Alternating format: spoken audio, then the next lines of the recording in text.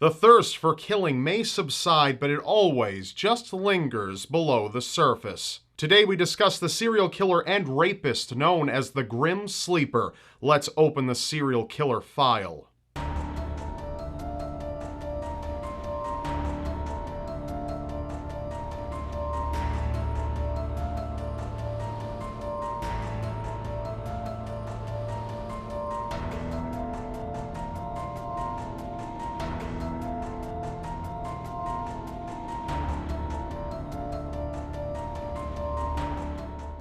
It was the 1980s in Los Angeles when alleyways and dumpsters began to unravel the grisly resting places of female corpses. Due to the consecutive similarities of each body found, police linked each murder to the hands of one killer, one they would eventually name the Southside Slayer. With the increase of activity in the case, the Southside Slayer was brought to the attention of news outlets around California. Upon further investigation, detectives were able to identify a handful of additional killers, as opposed to one main suspect, making it difficult to link each murderer to one case.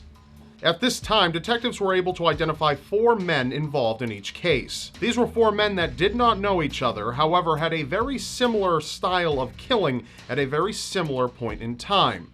Louis Crane, Daniel Lee Siebert, Ivan Hill, and Michael Hughes were all convicted of killing more than one victim, each by methods of strangulation and stabbing. However, the body of a particular victim named Deborah Jackson was eventually found to have been killed by another method, one which didn't tie into any of the other killings. This led to investigators searching for an entirely different murderer. It would be 2 entire decades later when police were finally able to tie the murder of Deborah to a prime suspect, the one who would eventually be known as the Grim Sleeper. In 2007, a homeless man scavenging for food discovered the body of Janisha Peters, who was found shot to death and left to decay in a garbage bag. It didn't take investigators very long to link the DNA of their most recent victim to previous slayings that had taken place a mere 20 years prior.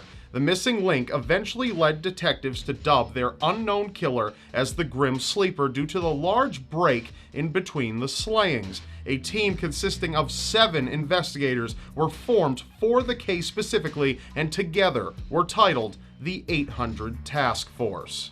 Just after 4 months into the investigation, the 800 Task Force made headlines when they created friction between the police department and the public.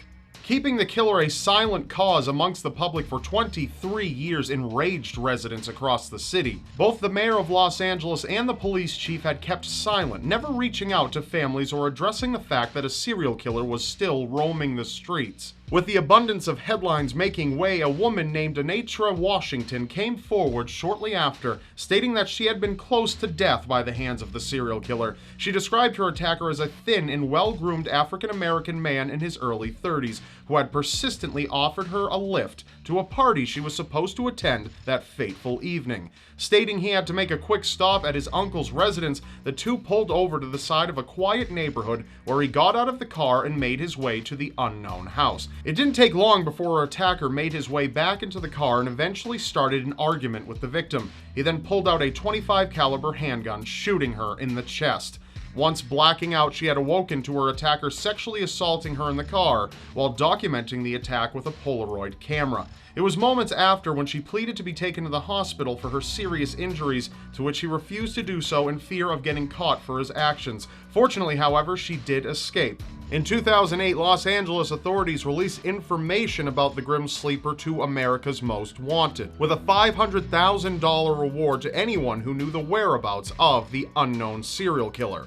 The LAPD would finally have their well-awaited breakthrough in 2010 when they were able to apprehend 52-year-old Lonnie David Franklin Jr. as a prime suspect in their case. With sufficient DNA evidence in their database, police rightfully charged their main lead for 10 murders and 1 attempted murder from 1985 to 2007. Under further investigation, police were able to track Franklin's criminal record that mainly based around stolen property and battery charges in 1989.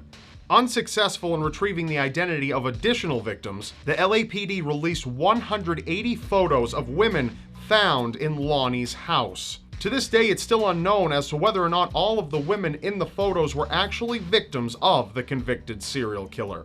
As time went on, however, investigators were eventually able to retrieve over 1,000 images and several hundred hours of video footage in the house, dating back 30 years. It was noted that Franklin had a keen interest in African-American females spanning from young teenagers to older women. It appeared that the images were taken by the hands of the killer, who often had the women nude, conscious, or unconscious at times. It was unknown if the women who appeared unconscious were either asleep or dead. The effort to help identify additional females in the case has yet to be proven fruitful. However, their images are still available for the public. The jury selection for Lonnie Franklin Jr. was set for June 30th of this year. Much of the case remains open. If you have any information regarding the whereabouts of these people, please contact the appropriate law enforcement agency right away. Please also see the description below for a link to this image. Before we go, I would like to give a very special shout out to Audible. Audible decided to help Seriously Strange grow by supporting this episode. Audible is the leading provider of audiobooks with over 150,000 titles, and they are offering a gift to Seriously Strange fans, a free audiobook of your choosing. All you need to do is go to audible.com/Rob for your free audiobook.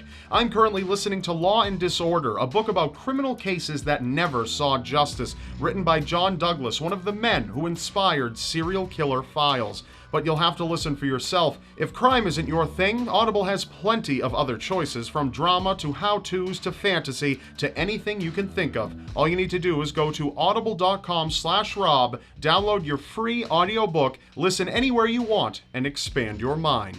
Thanks for listening. Don't forget to subscribe to my channel by clicking on screen or below this video so you don't miss the next episode of Seriously Strange. See you next time.